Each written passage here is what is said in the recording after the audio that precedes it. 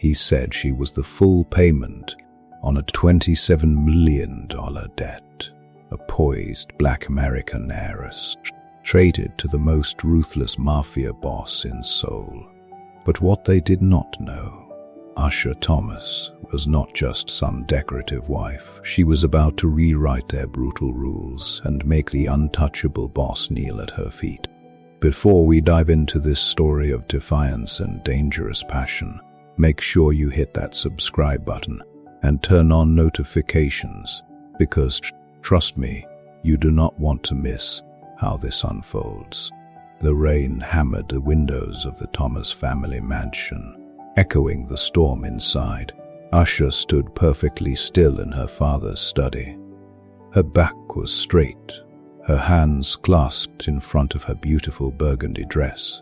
The man who raised her was not looking at her like a daughter. He was looking at her like an item for sale.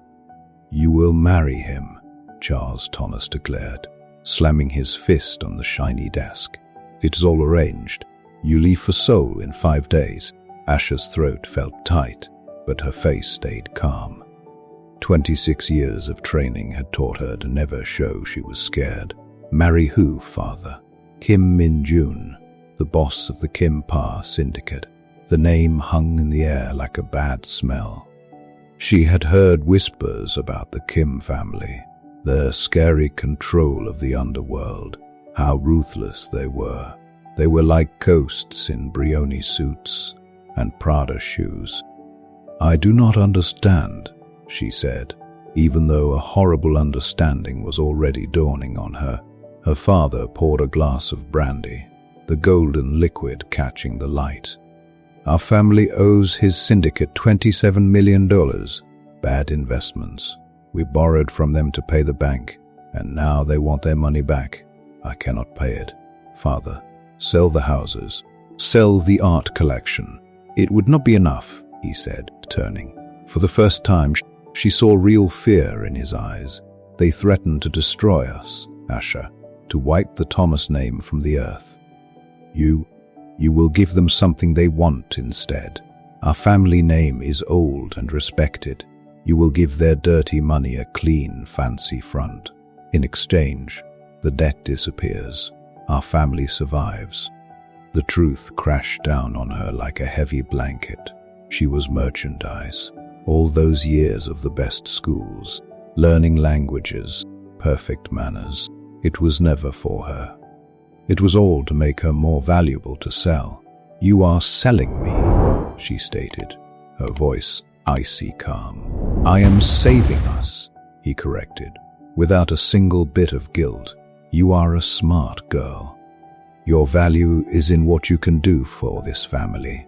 Something hard and cold formed in Asha's chest. Every good grade, every skill she mastered, every time she hoped for his praise, it was all just money for this moment. She was a prize racehorse, ready to be sold to the highest bidder. "I see," she said, her voice dropping to a whisper. "Okay, father," she added, faking humility. "Good. You leave on Friday." "Of course, father," she replied, her sweet voice hiding invisible poison. "I would not dream of disappointing you." And drop a comment right now telling me, would you fight back or accept your fate if you were sold into a forced marriage? The next few days were her last days of freedom. She spent them preparing in the only way she knew how.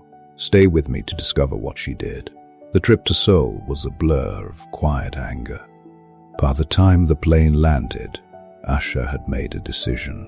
She would not just survive, she would win, and she would never, ever bow down. If Kim Min-jun thought he was getting a quiet, obedient trophy wife, he was in for the biggest shock of his life. Right after she arrived, women she did not know dressed her in a perfect wedding gown. They were ready for her.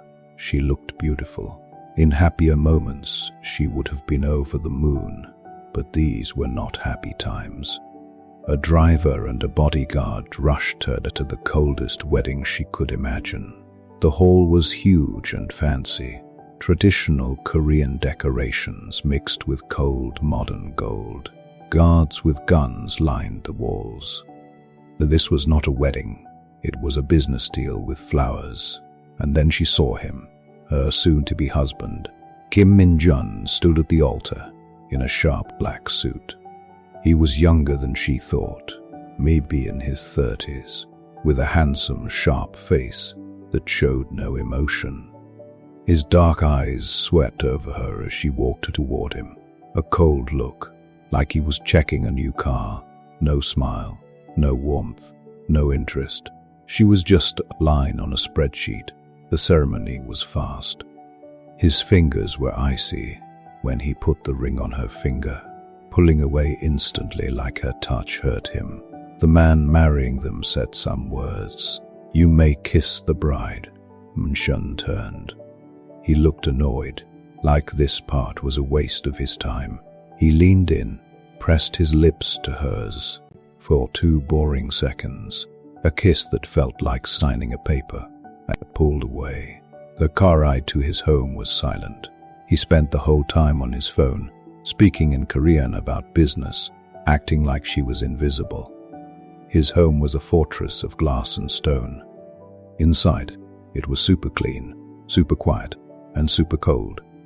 An older woman, Mrs. Lim, greeted them with a bow. "Mrs. Lim runs the house.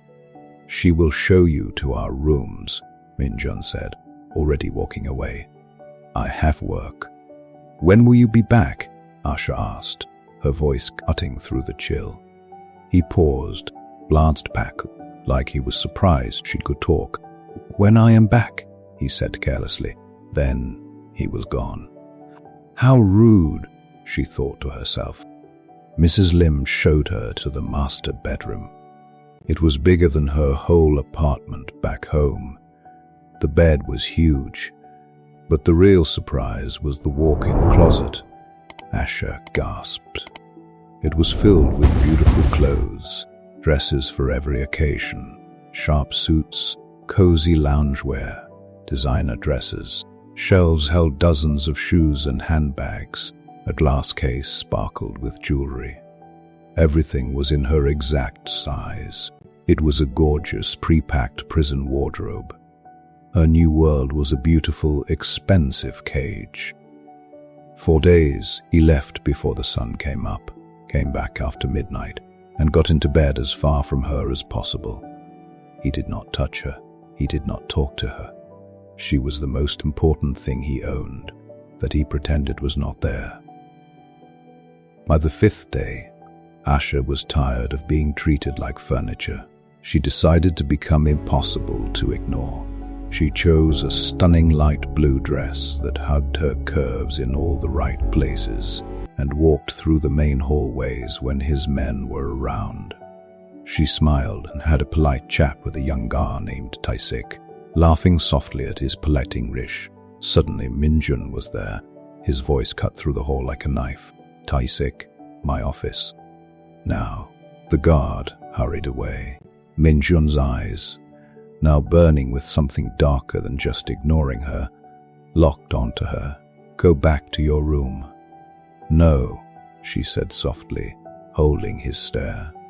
"I do not think I will." She walked right past him, feeling his gaze burn into her back, a small, defiant wind. The silent war got hotter. She dressed to get noticed. She made herself seen. She talked to the staff. She practiced her Korean, which her father had made her start learning a few months ago. She was no longer a ghost. Then, one afternoon, she heard it. A low growl from a man and a soft, happy purr from a woman. The sound came from a slightly open door to a study. Peeking inside, Asha's blood turned to ice. Min-jun was in a chair, his head back. A woman was kneeling in front of him, her hands on his legs. His fingers were tangled in her hair, his face showing a raw satisfaction she had never seen, and it was all for the woman in front of him. Then his eyes opened and locked directly onto hers in the doorway. He did not stop. He did not even pause. Instead, His lips curled into a cruel, knowing smirk. His eyes held hers prisoner as the scene in front of him continued. The message was fire-hot and clear. You are nothing to me. This is what I want, and you cannot do a thing about it. Asha did not flinch. She did not cry. She smiled back, a cold, sharp promise of revenge, and gently closed the door. In that moment, her plan changed. She did not like him. In fact, she hated him, but that did not mean that she did not feel humiliated by him, bringing his mistress to their house. This was not about survival anymore. It was about winning.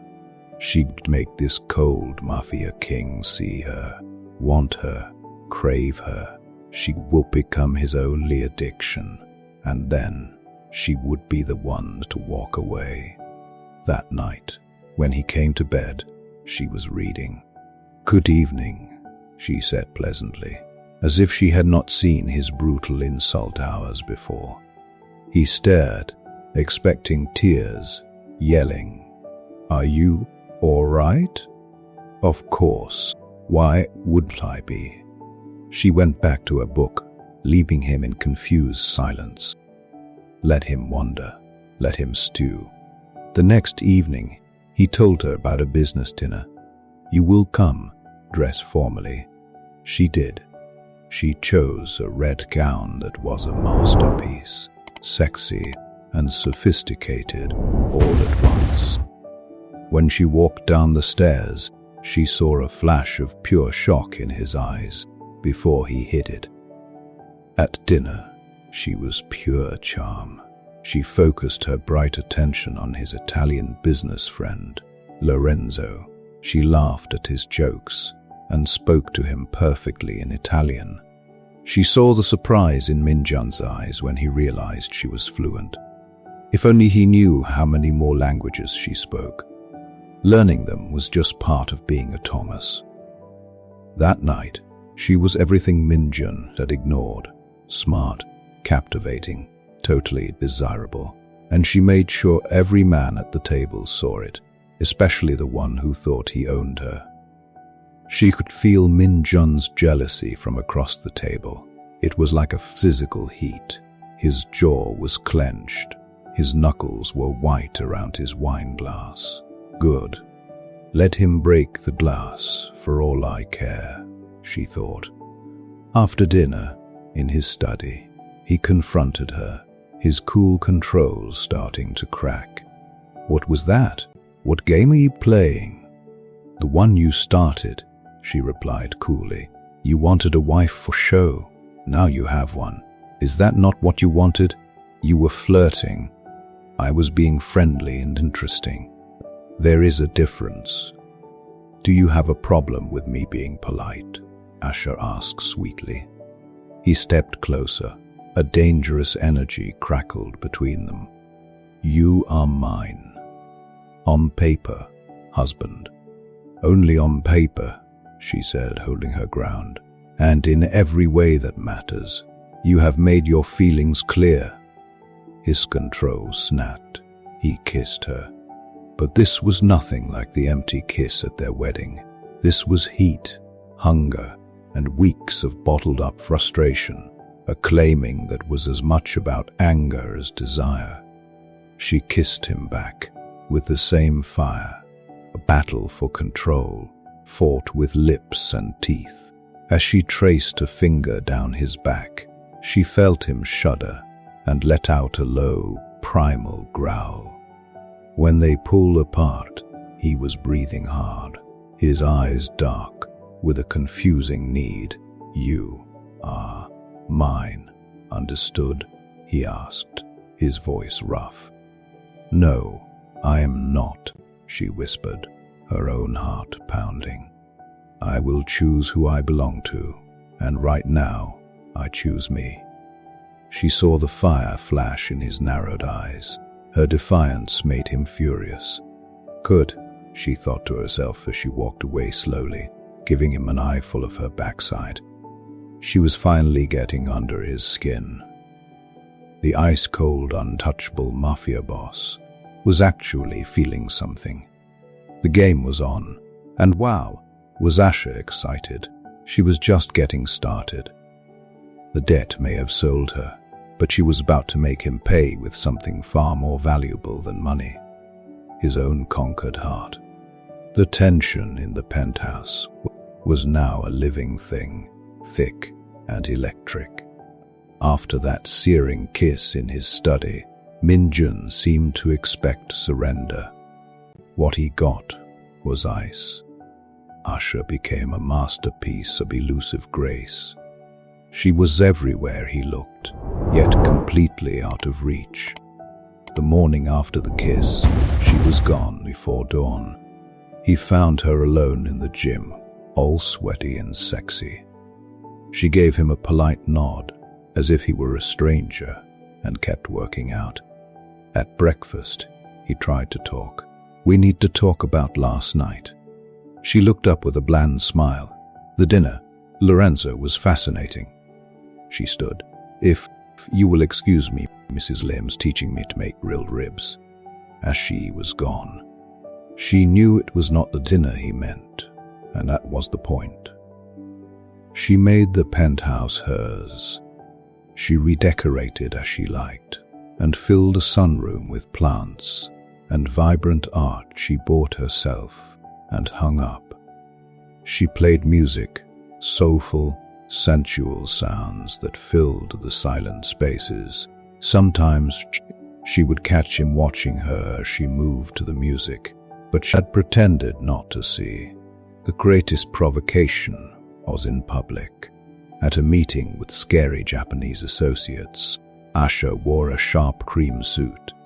She spoke little, but when she did, it was in perfect Japanese, showing she understood their dangerous business. The visiting boss was impressed, his eyes lingering on her too long. Min-jun's hand on the table curled into a white-knuckled fist. She saw it, and over her teacup, her eyes met his, a flicker of cool triumph. That night, he cornered her in a dressing room.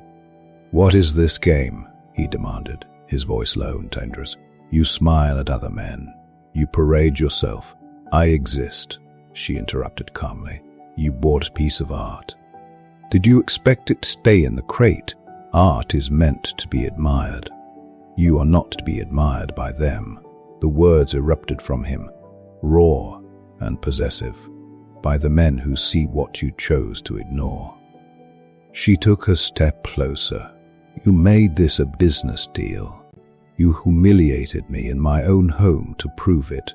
Fine, I know my place. And you are the man who looks, but does not touch. So you also know your place." He looked at her. My gosh, she was fire. He reached for her, his hands gripping her arms, pulling her against him. The heat was instant. He kissed her, a hard, desperate kiss full of anger and want. She allowed it for a moment, letting him feel what he was pushing away. Then with iron will she placed her hands on his chest and pushed him back. No. The single word hung in the air, final and absolute. He stared, breathless, eyes wide with shock. "No one said no to Kim Min-jun. You do not want me," she said, smoothing her robe. "You want to own me because you think others might. That is ego.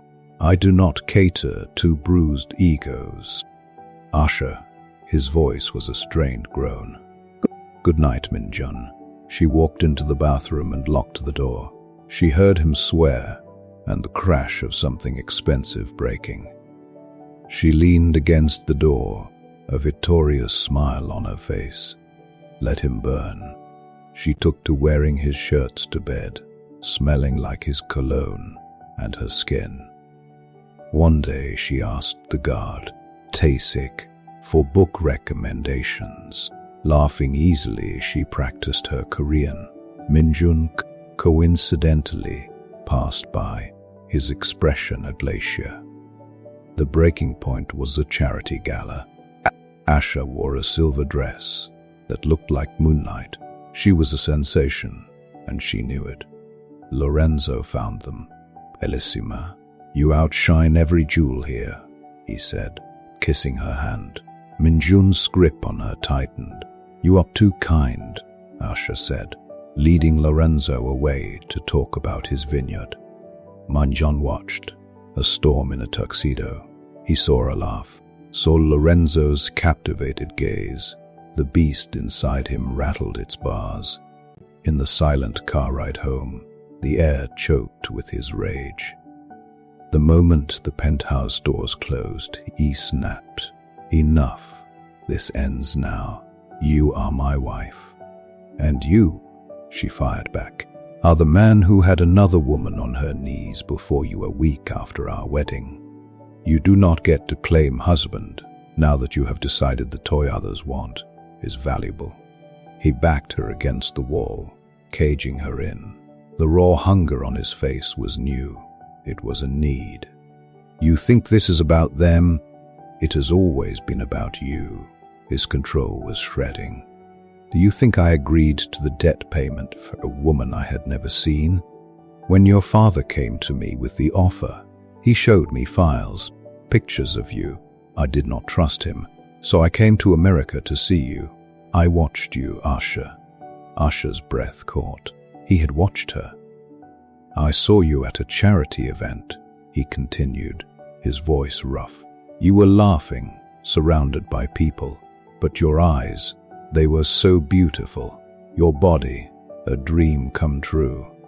You were the most intriguing, beautiful creature I had ever seen, and I knew, right then, you would be my greatest weakness, a distraction I could not afford, but still felt drawn to.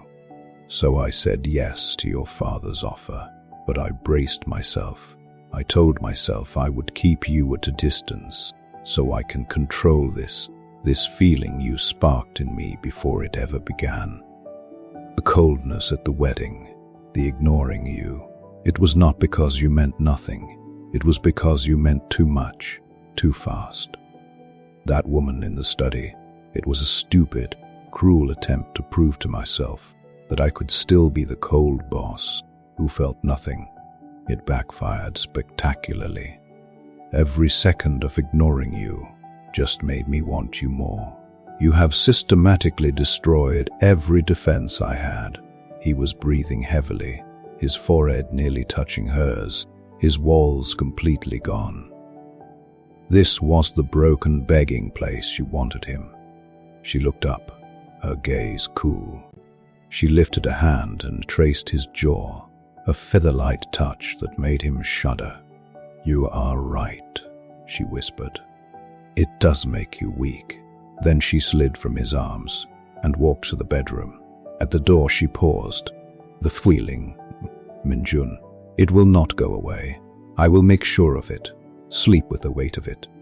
Maybe then you will learn the value of what you tried to throw away." She entered the bedroom and locked the door. She heard another crash, another poor vase. Asha leaned against the door. The victory was complete and hollow, because she wanted him too. He was in hell, and she held the key.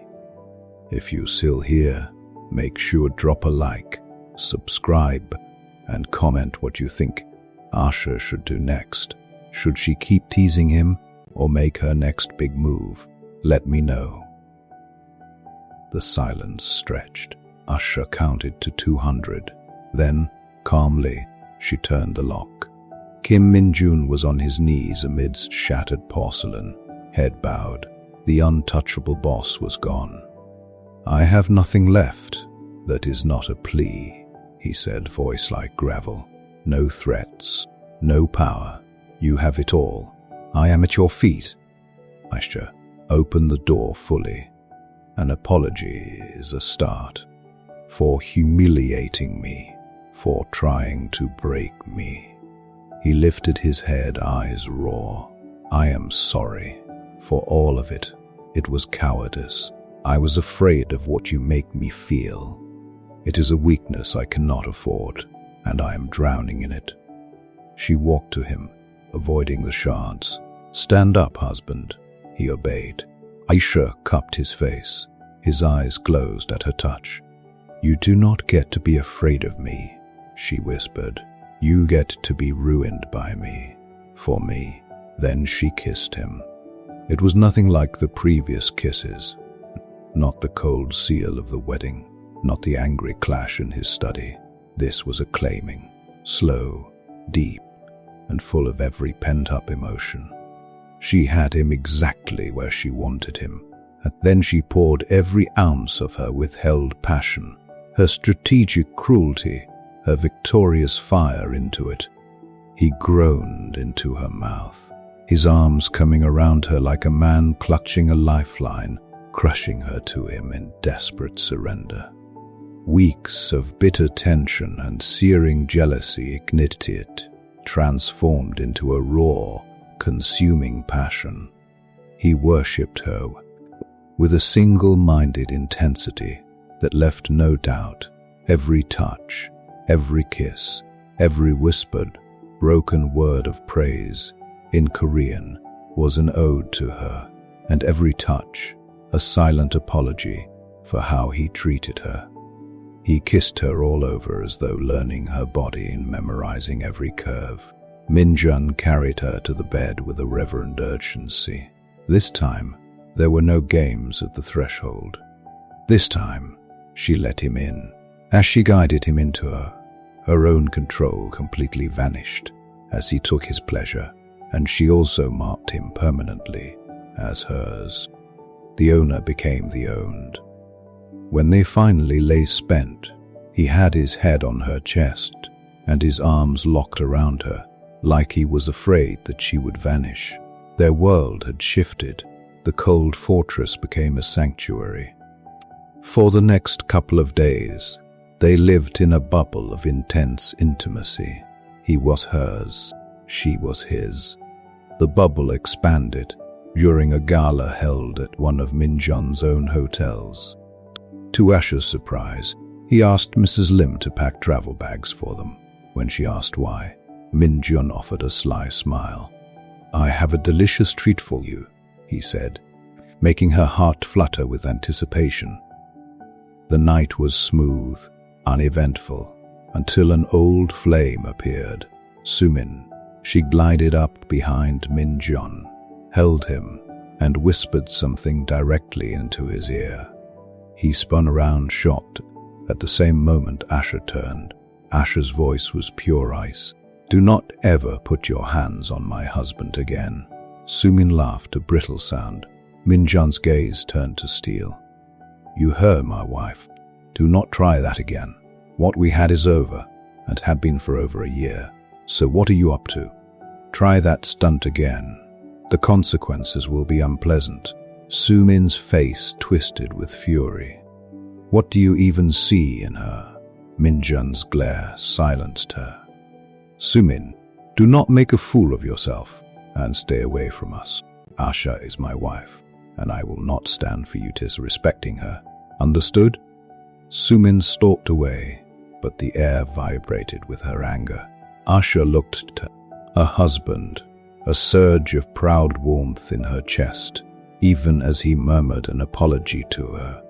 About 30 minutes later, Asha's senses prickled. She noticed Sumin cutting through the crowd with a determined stride, an untouched drink in her hand. Min-jun was deep in conversation with an associate, but Asha was fully alert. Sumin drew close and hurled the drink, glass and all, directly at her face. Asha moved. With lightning speed, born from years of athletic training, she spun aside. In the blink of an eye, she had Sumin's arm twisted behind her back, her grip firm. "Did you not hear what my husband said?" Asha growled. The drink and glass sailed past, landing squarely on the Japanese ambassador's wife. The crowd gasped. Min-jun's shock melted into stark admiration. Security swiftly led a sputtering Sumin away. Min-jun was at her side in an instant. "Are you okay?" he asked, concern and awe in his voice. How did you know she was coming for you? Asha smiled, her adrenaline singing. I am a woman. And I noticed she walked all the way over here without taking a single sip from that drink. Min-jun shook his head, a laugh of disbelief escaping him. You never cease to amaze me.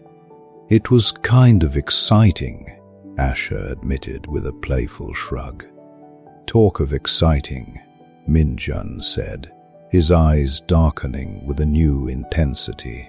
I think it's time for that surprise. He excused them both, telling the hosts they had urgent business to attend to. He whispered to Tae-sik to disable the security cameras in the private lift at the penthouse corridor. She was thoroughly intrigued. What was he up to? Inside his private elevator, Min-jun looked at her with pure awe. I had to bring you to my favorite spot in the whole world. This view. This hotel was my very first legitimate business. His voice grew soft, reverent. Despite my reputation, this lift, this view, this penthouse is sacred to me. I promised myself I would reserve it for my wife. I have never brought another woman up here. You know, I have had this fantasy for years of kissing the woman I marry in this lift, with the panoramic view of Seoul around us. It is all bulletproof glass. No one can see in, but we can see everything. The view was spectacularly, breathtakingly beautiful. Asha was speechless. I love you, he said, looking so deeply into her eyes. She felt he could see her soul. I will make sure you know that every single day for as long as I have breath in my lungs. Asha could hardly breathe herself. He turned her gently to face the glittering cityscape, hugging her from behind. She leaned into him, feeling a peace and a rightness so profound it made her heart ache. How could she have known she would fall so madly in love with this deadly Mafia boss her father forced upon her? I love you, Min-jun, she whispered, the truth pouring out, with everything in me. And I am so excited to spend the rest of my life in your arms. His breath caught. He turned her around and kissed her, deep and slow, as if meeting her for the first time. He lifted her as if she weighed nothing. She wrapped her legs around him as his teeth grazed her earlobe, sending shivers of pure pleasure through her. Right there in the ascending lift, he claimed her. It was gentle, then desperate, then overwhelming. As they collapsed onto the plush carpet of the lift in a tangle of limbs and silk, and she rode him as the city lights spun around them.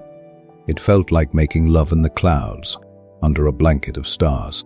It was an experience neither had ever known. Afterwards, spent and laughing, he suddenly remembered the gala still unfolding far below. Tumbling out of the lift, he led her into the penthouse itself. It was a masterpiece of beauty and opulence. Asha gasped when she saw, hanging in a place of honor, a lifelike portrait of her and Min-jun from their first gala, the night she had worn the silver dress. My love, she breathed, you are full of surprises.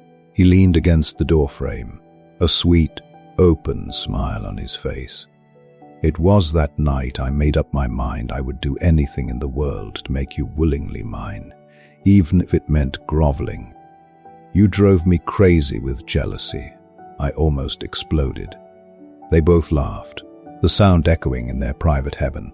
Asha, remembering their duty, murmured that they should return.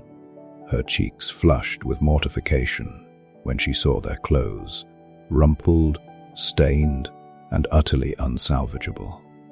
Min-jun, ever thoughtful, as Asha was coming to see, simply smiled. I ordered another gown, the exact same one, and another tuxedo. I had a feeling our outfits might not survive the lift. He was, of course, right.